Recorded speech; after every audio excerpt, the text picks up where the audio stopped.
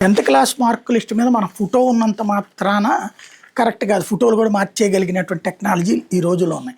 కాబట్టి ఖచ్చితంగా పుట్టుమచ్చలు ఒక 2 పుట్టుమచ్చలు నా చిన్నప్పటి నుంచి ప్రతి ఒక్కళ్ళకి కూడా 2 పుట్టుమచ్చలు అందులో రాస్తారు. అవసరమైతే అనుమానం వచ్చినప్పుడు మాత్రం ఆ పుట్టుమచ్చలు చూస్తారు.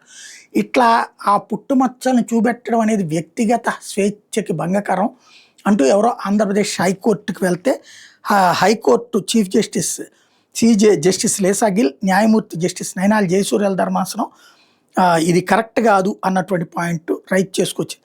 మైనర్ విద్యార్థుల శరీర భాగాలపై ఉన్న మచ్చలను వెతికి తనిఖీ చేసే అధికారం పాఠశాల సిబ్బందికి ఇవ్వడం వల్ల విద్యార్థినులు లైంగిక వేధింపులు గురే ప్రమాదం ఉందని సాత్విక్ అనే పిటిషనర్ స్వయంగా హైకోర్టుకు నివేదించారు.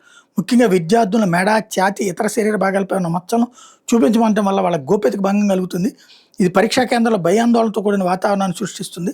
ఉన్నత పరీక్షలు లేనటువంటి ఇబ్బందికరమైన తనిఖీలు కేవలం 10th క్లాస్ విద్యార్థులకు వర్తింపజేయడం వివక్షాపూరితం, అహేతుకం. బయోమెట్రిక్స్, గెజిటెడ్ ఆఫీసర్ అటెస్టేషన్ వంటి ఆధునిక పద్ధతులు అందుబాటులో ఉన్నప్పుడు ఇటువంటి పాతకాలపు లోపభూయిష్టమైన విధానాన్ని కొనసాగించడం సమంజసం కాదని చెప్పారు. ఇప్పుడు ఆ మేరకు భవిష్యత్తులో పుట్టుమచ్చలు కాకుండా వేరే ఆలోచన చేయమని చెప్పేసి కోర్టు చెప్తోంది.